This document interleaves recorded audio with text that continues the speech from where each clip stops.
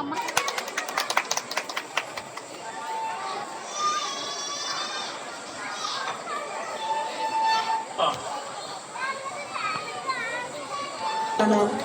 കേരളത്തിലെ അൽഫോൻസാമ്മ.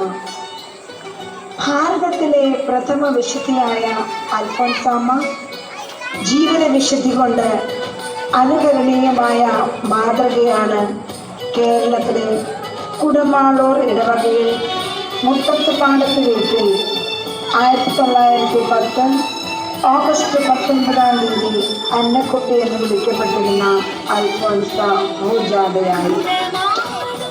അൽഫോൻസായുടെ പരിധിയില്ലാത്ത സ്നേഹവും പരാതിയില്ലാത്ത സഹനവുമാണ് അവളെ വിശുദ്ധിയുടെ സൗമാനത്തിലേക്ക് ഉയർത്തിയത്.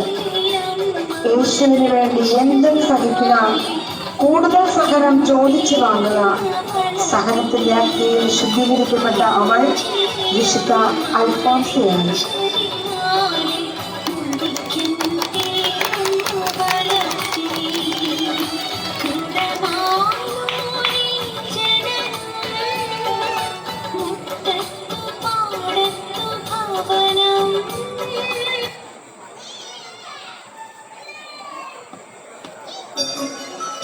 വിശുദ്ധ കൊച്ചു തെരേസ്യ ആധുനിക ലോകം കണ്ട ഏറ്റവും വലിയ വിശുദ്ധ ഈശോയുടെ ചെറുപുഷ്പം.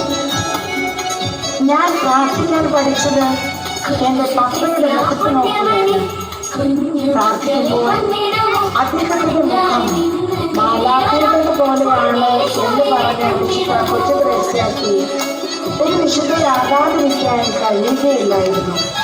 കാരണം വിശുദ്ധ കൊച്ചു തെരേസ്യയുടെ മാതാപിതാക്കളും വിശുദ്ധരായിരുന്നു. ലോകം മുഴുവൻ ഓടി നടന്ന് സുവിശേഷം പ്രസംഗിക്കണമെന്ന് ആഗ്രഹിച്ച വിശുദ്ധ കൊച്ചു തെരേസ്യ മരണശേഷം ആ സുവിശേഷത്തിന്റെ ജീവിക്കുന്ന മാതൃകയായി ലോകത്തിന്റെ അതിർത്തികളിലെത്തി മിഷനറിമാരുടെ മധ്യസ്ഥയുമായി.